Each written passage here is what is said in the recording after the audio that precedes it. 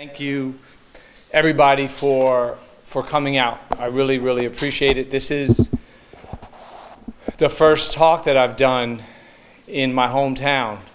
I've been speaking around the country for a couple of months since the book came out, and I've been waiting so eagerly for the chance to be in Atlanta, and a city that shaped me and formed me in a lot of ways, and a city that I want you to keep in mind as you think about the book and the themes in the book. And I think as I talk through, although the book is not explicitly about Atlanta, I think as I talk about the project, you'll start to see some of the ways in which I would have been motivated to write this book by growing up in this city.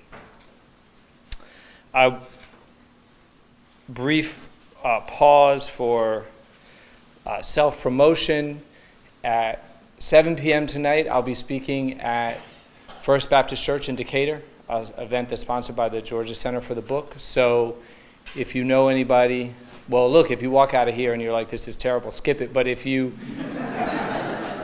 leave and you think that you know anybody that might be interested in participating in this conversation, please send them that way.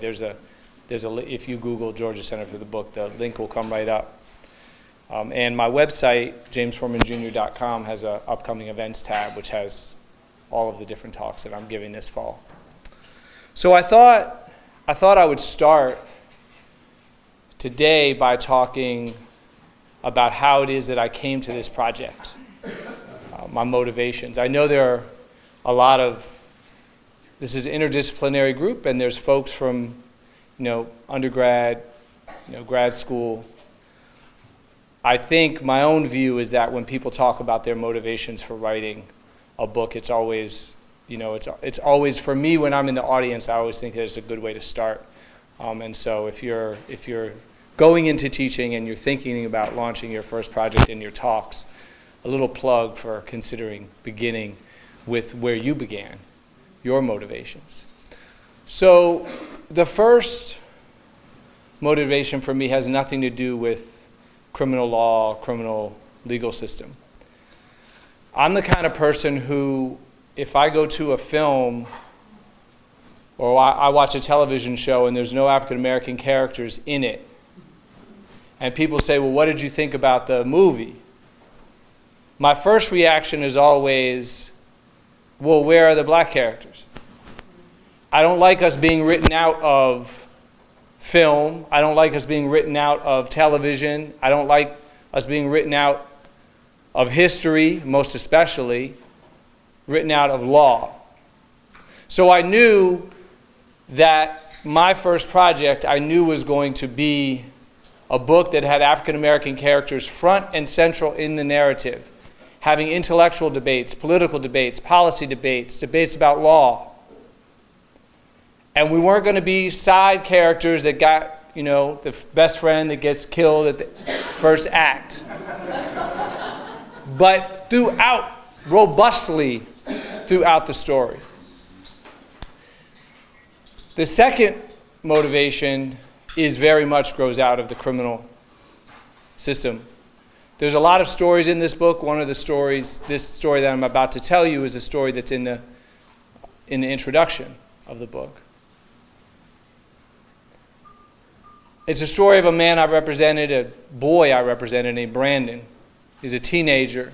He had pled guilty to possession of a gun and possession of a small amount of marijuana, $15, $20 worth. And he was facing sentencing in juvenile court, Washington, D.C., and I was his public defender.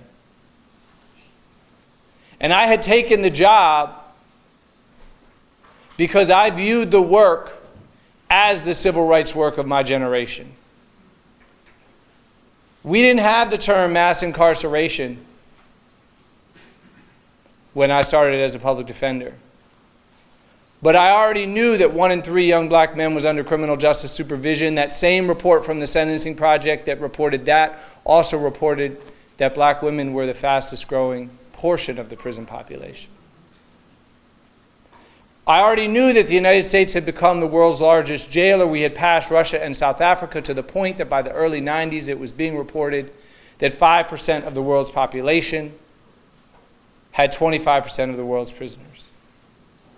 And I thought about my parents and I thought about their generation. My parents met in SNCC, the Student Nonviolent Coordinating Committee, here in Atlanta. My dad was the executive secretary. My mom was a member of the organization. They were an interracial couple at a time when those marriages were illegal in many states and opposed by most people. In 1963, they did a Gallup poll on interracial marriage, and they asked Americans, do you approve or disapprove? 4% approved. Their generation remade America. Right? Theirs was the generation that faced down Bull Connor's dogs, that marched across the Edmund Pettus Bridge, that came to D.C. 250,000 strong for the March on Washington for Jobs and Freedom. And I was living a life of opportunity that their generation had made possible. I was doing things that would have been unimaginable, impossible for a black man of my father's generation. Clerking on the Supreme Court, now working as a lawyer, public defender. At the same time, there were those numbers that I just told you about. So it was clear to me that there was much work to be done. There was much change that their generation, as powerful as their work had been, had not yet created. And I saw it in my own life. I grew up, first place we lived in Atlanta was a couple blocks from two huge institutions. If you go down Boulevard, south of I-20, as far as you can go, you will dead end at the Atlanta Federal Penitentiary. We lived 2 blocks from there. When I was a child, there was another building next to the penitentiary. Some older folks in the room, I'm not going to call you out because I don't want you to, I can call myself old, I'm not going to call y'all old. But there was another institution 2 blocks away when I was a child. Ford plant, Ford Motors. By the time I graduated law school, mid-90s, one of those buildings had closed and the other had built an addition. So I had seen, right, I had seen the dynamics that were evidence of the work that the civil rights movement had not yet done. And that brought me to court. I was asking for Brandon to be released. I wanted him to be put on probation. I had a letter from a teacher and from a counselor, social worker, attesting to his character. It was his first arrest. His mother and grandmother were there in court with me. You stand in the courtroom is here, the judge is there, and then the first row is here. So they were where this chair is to me. They had been there for every court hearing. The prosecutor in the case was asking for Brandon to be locked up. She wanted him to go to Oak Hill. Oak Hill was DC's juvenile facility. That was the name of it, juvenile facility. The true name should have been dungeon. No jobs, no training. Some people on paper, if you went downtown, they could give you a piece of paper saying, oh, here's what we offer. It wasn't true. It was a place where drugs and violence were rampant and where kids always left worse than they went in. The judge that had to make the decision in the case, Judge Curtis Walker, and I should say I changed the names of all my clients in the book, and then I changed the names of everybody else involved in the court proceedings because I wanted to protect, I didn't care about the judge's privacy, but I wanted to protect my client's privacy. Judge Walker, not his real name, African-American judge, looks out in the courtroom, and what does he see? He sees a young black teenager being sentenced. He's got an African-American defense lawyer, and he's got an African-American prosecutor. Not rare in Washington, D.C. 40% of the judges in the Superior Court are African-American. Judge Walker looks out in the courtroom and he says, son, Mr. Forman's been telling me that you've had a tough life, that you deserve a second chance. Well, son, let me tell you about tough. Right. See, I go to some cities, there's no reaction to that. Because when you go to Atlanta, people are like, okay, I know where this is going. In Seattle, they're just silent on that. Let me tell you about tough. Let me tell you about Jim Crow. The judge had been a child in those years. And he told Brandon about what it was like. And then he said, so here's the thing, son. People marched, fought, and died for your freedom. Dr. King died for your freedom. And I'll tell you this. He didn't die for you to be running and gunning and thugging and carrying on and embarrassing your family and embarrassing your community. No, son, that was not his dream at all. So I hope Mr. Forman is right. I hope you turn it around. But right now, actions have consequences. Now, your consequences don't kill. You locked them up. And as I reflected on that day, I went back to see Brandon in his cell, 3 other black teenagers there with him. I thought about his mother and grandmother, undoubtedly in the hallway crying. And I thought about the fact that, the judge wasn't alone. I told you it was 40% of the judges in the city African American. The city council that passed the gun and the drug laws that Brandon was being sentenced under was a majority African American city council. The police chief was African American. The chief prosecutor in the city was Eric Holder. Yeah, right. A different Eric Holder than the one who was Attorney General. And I want to say that to his credit. He evolved in a lot of positive ways over 15 years. I want to honor that. Part of this book is about people who have changed. And so it seemed to me at that moment that there was a story that needed to be written, a history that needed to be told of how it was that over this 50-year period, as the United States embarked on a historically, by worldwide standards, historically unprecedented prison-building binge, how was it that so many in my community, so many African-American leaders, and in many cases individual citizens, came along for the ride, came to think that those policies would make sense. And at the end of the book, I talk a little bit about more recent years and changing, the reaction to that. So I knew that I knew there were 2 things that were critical when I wrote the book.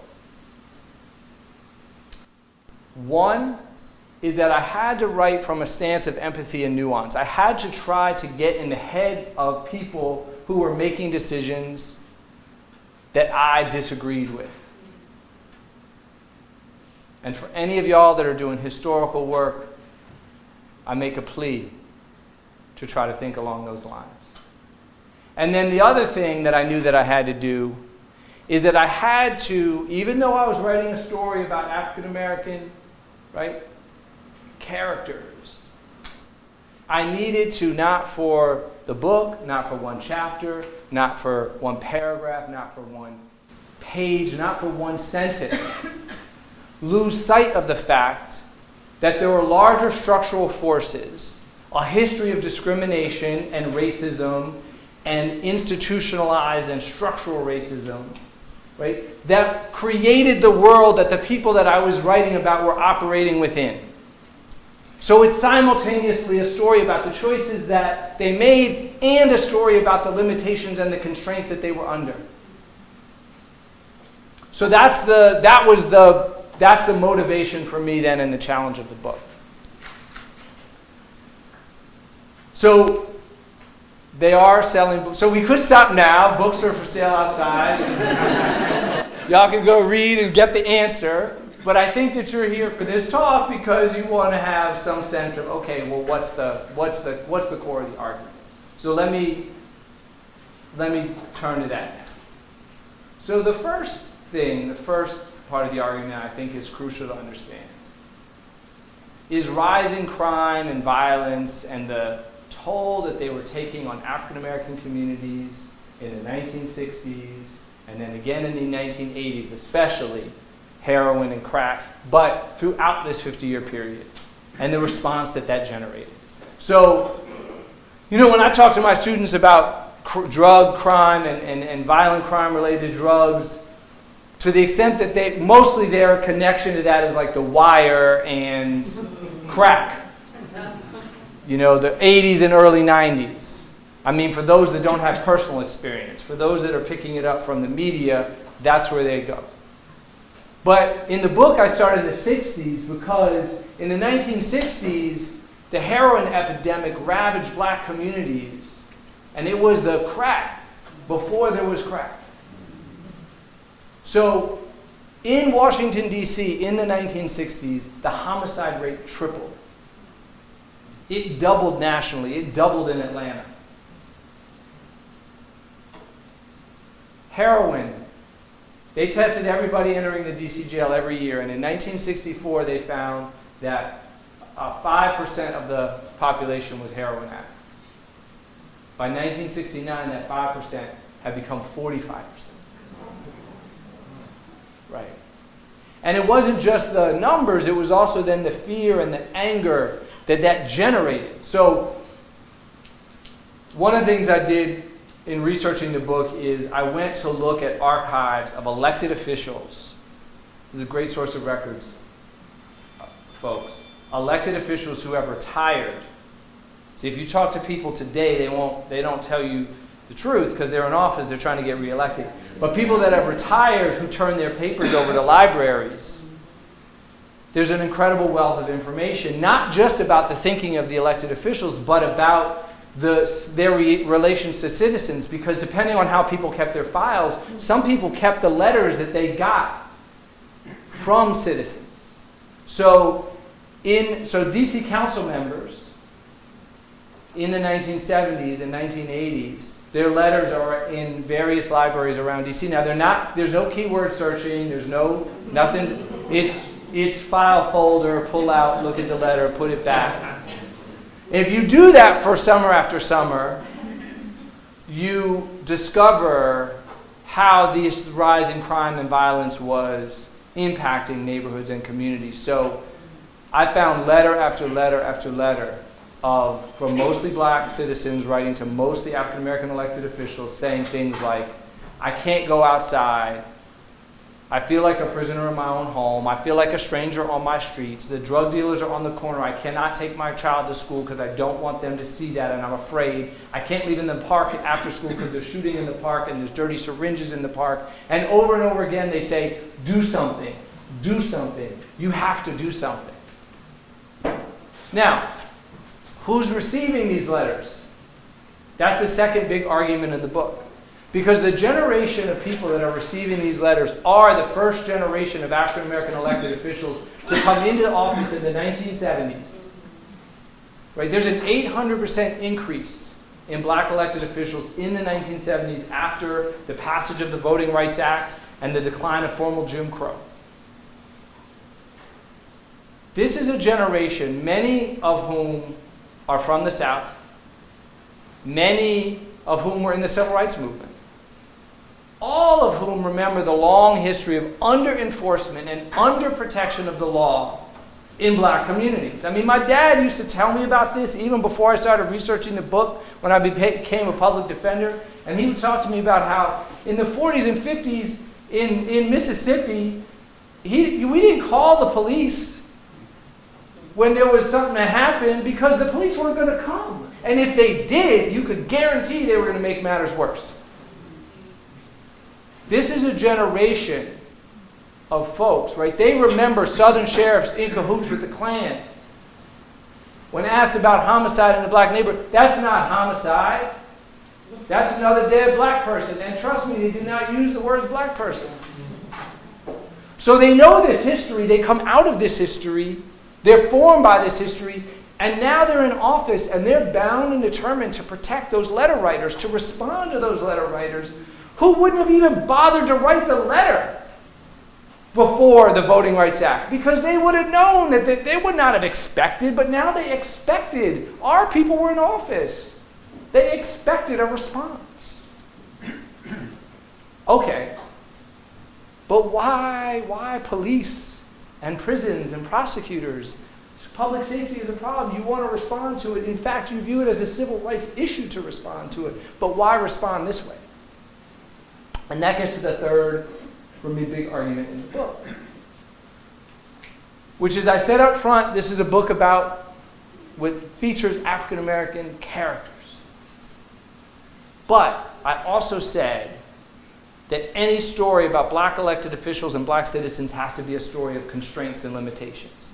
And let me talk about a couple of those constraints. The first constraint is a historical one. These elected officials have been elected to represent neighborhoods and communities, and in some cases cities, that were deindustrialized, were redlined, had the wealth stripped out of them by usurious lenders, were segregated, had highways built right through the middle of thriving communities, see Auburn Avenue, in the 1950s and 1960s, destroy neighborhoods. Right? So, because of a history of racism, they are representing neighborhoods that lack some of the resources to defend and represent themselves without law enforcement, which is how we would all want to defend ourselves. The second constraint is a political one. So this is my book is about local officials, right? Because that's where black political power has traditionally been concentrated. City council, mayor, county council sometimes, wards. And one of the arguments of the book is that when we want to look at how we got to where we are in the criminal justice system, we have to look at cities. It's a mistake to only focus on the federal government, on Trump and Sessions or whoever precedes them, that local matters. But it's also true there are limitations. And you see those limitations over and over again in the books. The officials that I'm writing about have what I call an all-of-the-above strategy to fighting crime and violence. They want more police and prosecutors and sometimes even prisons. But they also want, and they go to Congress requesting,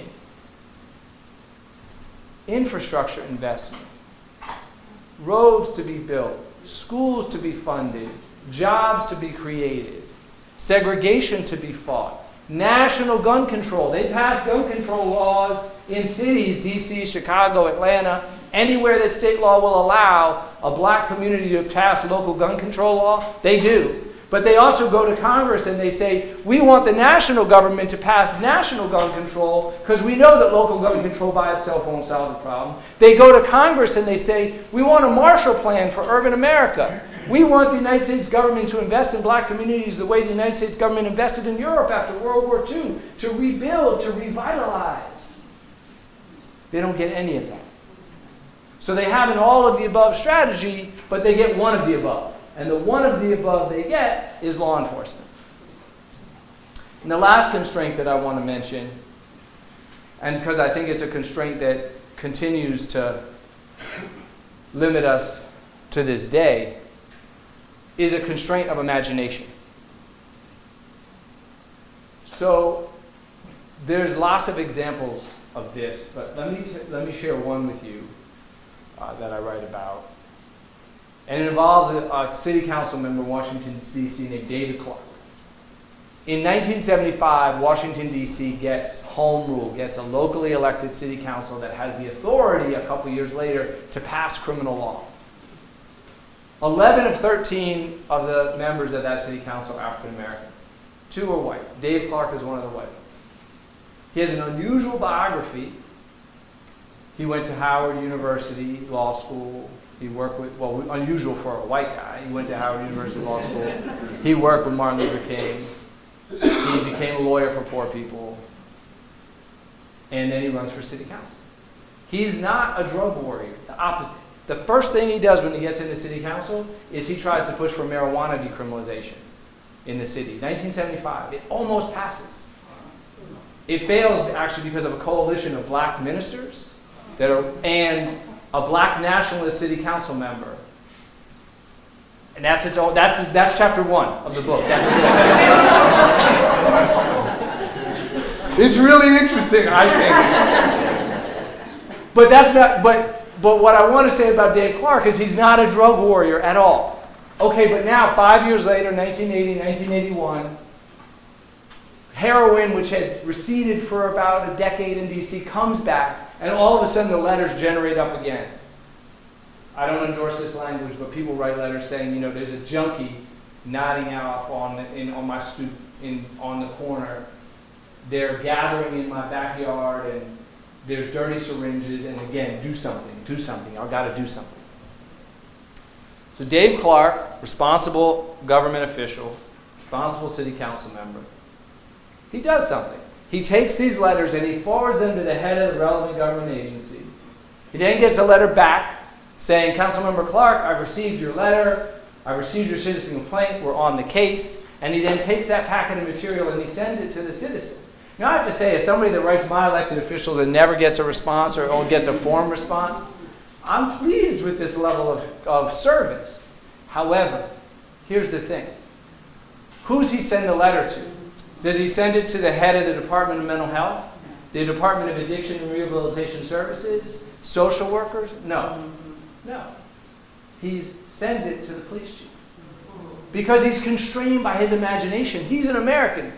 He has come to adopt a view that prevails in this country then and to this day, that a problem of a junkie nodding off on the corner in public space, or an addict, I should say, nodding off, is a law enforcement problem, not a public health problem, not a treatment problem.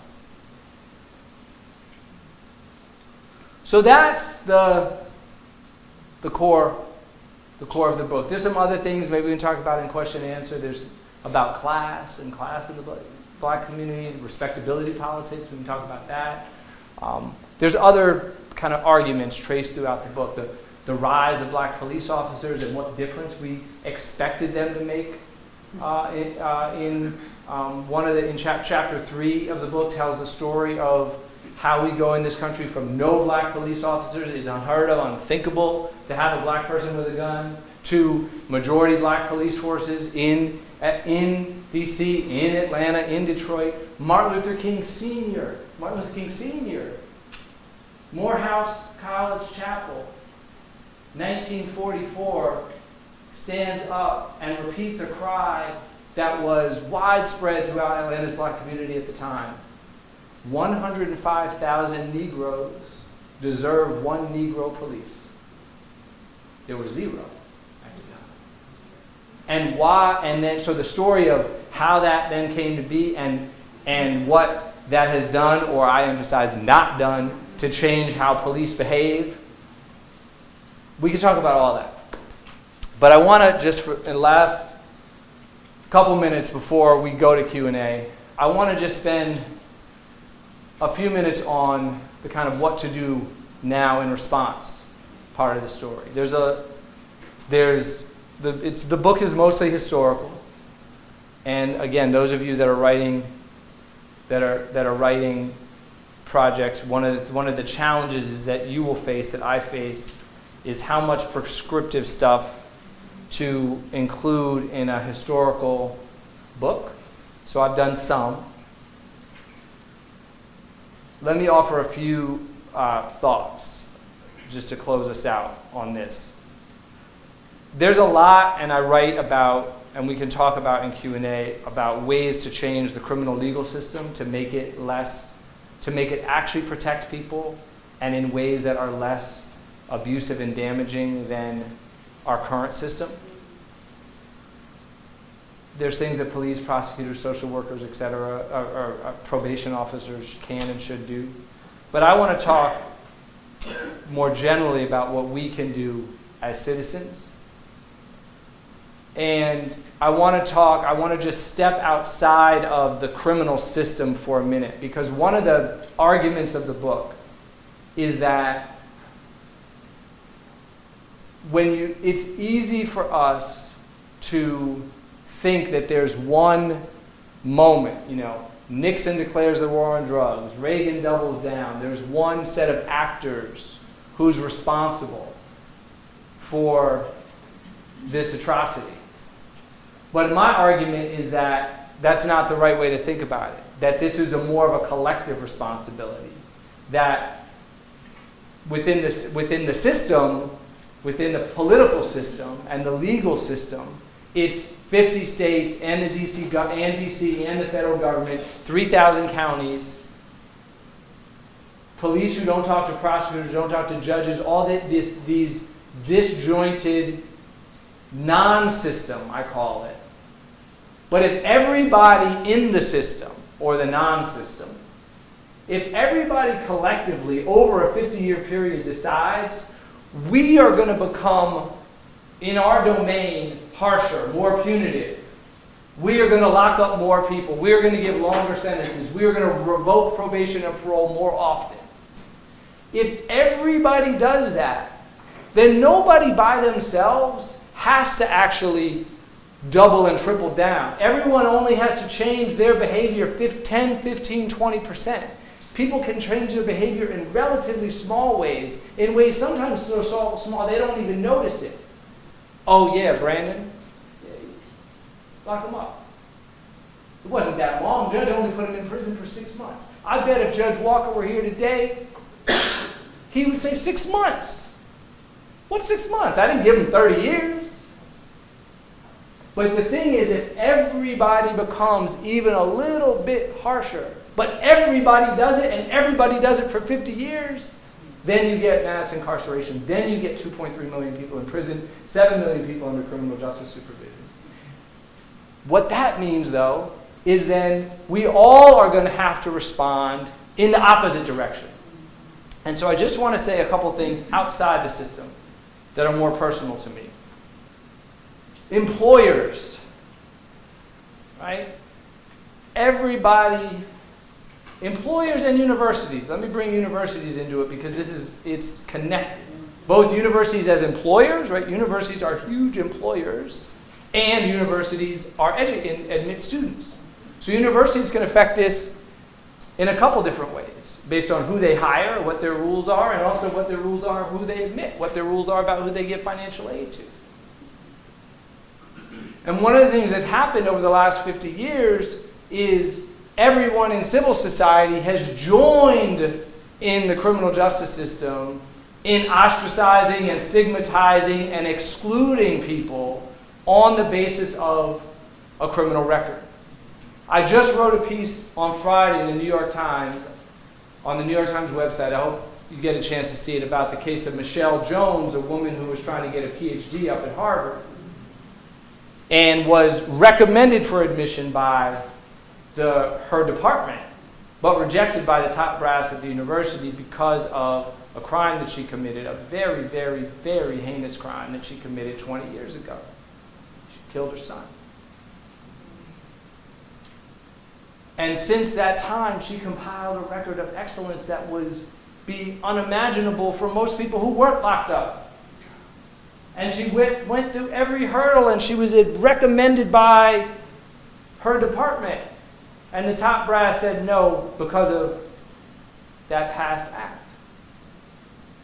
And the thing that I want us to think about and the reason why I like to use her case is that the crime was extreme, so it's not a simple is it a drug offense.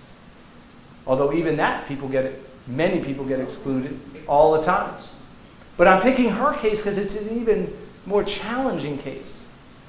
And the point that I want to make to folks is that there's no crime that should justify permanent civic death. No crime. When the judge that gave her the sentence gave her a 20-year sentence. It was not a sentence of 20 years, plus you can never get into a graduate program. That wasn't the sentence. And those of us that are outside the criminal system shouldn't be using the discretion we have to heap extra shame and extra stigma and extra lifetime exclusion on people once they have served their sentence. So think about this in your employment practices. Think about this in terms of who you admit. Think about this just in how you deal with people on an interpersonal level. If you learn a fact about them, that they were in the criminal justice system, that they have a record. The Ford Foundation does incredible work on criminal justice reform around the world. And they went and presented their work to a group of prisoners in New York State. And when they were done with their presentation, one of the prisoners raised his hand and said, "That was an incredible presentation." But he said, "I just have one question. And when I get out of prison, could I get hired at the Ford Foundation?" Right, exactly. To their credit, though, this is to their credit, they went back, they scrubbed their HR policies from top to bottom, they got rid of 90% of the exclusions, and they've gone further than that. They've set up a paid internship program with good benefits and a trajectory into full-time jobs, which they explicitly advertise and promote as being for people with criminal records. Because this is also part of it. It's not just enough to remove the exclusions. We have stigmatized and ostracized people so thoroughly that a lot of times people don't even know that they could get jobs. They just assume that the door is going to get slammed in their face. And it is humiliating. I have spent time with kids that I work with in Miami going on job interviews. And it is humiliating to have the door slammed in your face because you see that second and third box on the thing, do you have a record? So we have to do more than remove the boxes. We actually have to reach out to people and let them know we are interested in considering you in your wholeness, in your fullness, in your complete humanity, not just your record. And then one other example that I just want to give on teaching. Dr. Gillespie mentioned this class that I teach. So I want to say something about that. I started meditating and reflecting on, well, what was I doing? And I teach and write and I run this clinic for kids that are incarcerated. I make my contributions, but teaching is a big part of what I do, and I'm teaching at Yale, and I'm teaching like the most privileged kids in America. And I started thinking about, well, what could I do in my teaching to make more of a contribution? And I got trained in this program called Inside Out, which trains professors to teach the class that you would normally teach in a university inside a prison. And the classroom is made up of 10, in my case 10, it could be the numbers vary, but they tend to be seminar size. 10 to 12 people who are incarcerated and 10 to 12 people from your home university. And my class happens to be in law, but most of the classes aren't. Most of the classes are undergraduate professors in English and history and philosophy and art and architecture, you name it. I did it a year ago, I'm doing it again this spring, is the best teaching I've ever done. And I always tell my most rewarding, most transformative for me, I always tell my colleagues, don't do this for good teaching evaluations. But it is true that I got the best teaching evaluations I've ever gotten in this class. And the ones that were the most meaningful to me were from the ones that were from the incarcerated students. One of them wrote and he said, I like the law and policy we learned in this class, but what I really liked was that when I came to class, I was treated like I had something to say. I was treated like I was smart. I was treated like I was an intellectual. And I just think about that. I mean, there's a lot that separates. I don't want to minimize structural disadvantages, and there's a lot that separates the kids that I teach, young people that I teach at Yale, and the young people who are incarcerated. But one of the things that separates them is that the young people that I teach at Yale, that's not news to them to walk into a room. Since they were 3, they walked into rooms. Before that, my son is 8. I love him to death. Well, he says some dumb stuff, but we treat him like he's smart all the time. We raise him up to think that he's an intellectual. So of course he thinks he's an intellectual. Another young man wrote, and he said, the thing that I liked about this class is that for 2 hours a week I felt like I wasn't in prison. I don't know what changes that's going to make for them when they get out, but I think that it's going to make a difference to have had this experience. And the last thing that I'll say in terms of responding to this crisis, and this isn't about a particular thing you should do, this is just about a mental orientation that I try to have and that I encourage as many people as possible to have. It's a story that comes from, I watched a film with my dad before he passed. And it was a film about the civil rights movement. And I asked him, what he thought about it. And this film passed the African American characters test. It had plenty of black characters in it. He said, I liked it. He said, I liked it. I liked that they were showing this history. He says that the one thing that I didn't like about it is that they made it seem like everybody was in the movement. And he said that was not true at all.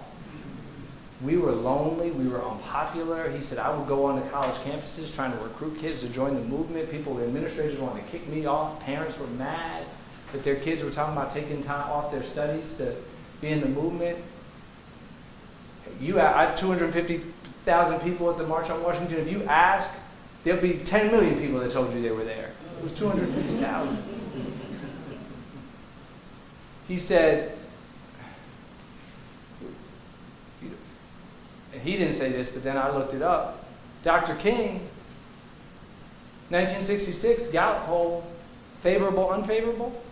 2/3 unfavorable. 1/3 favorable. Even the people that supported the cause, my dad said, told us our tactics were wrong. Those civil disobedience tactics that everyone now raises up, that everybody goes to Selma to celebrate. People said, oh no, I agree with your cause, but not the tactics. So my dad said, here's the thing. He said, when you are facing a monstrous object of oppression, people will tell you that change is impossible. He said, but then you march and you fight and you advocate and you write letters and you write books, hopefully they make a difference. You contribute in your way. And he said, then the thing that you were fighting against changes. And he said, but then the same people that told you change was impossible, they say, oh, that was inevitable. Oh, I knew that was going to happen. And then they make a movie about it. So I don't know how we're going to exactly, right? I don't know how we're going to overcome this new front in the civil rights movement. But I know that we will. I think that it's probably going to be some of the students in the room that are going to make it happen. And when you do, and they make your movie, I promise you that I'll buy the popcorn. Thank you.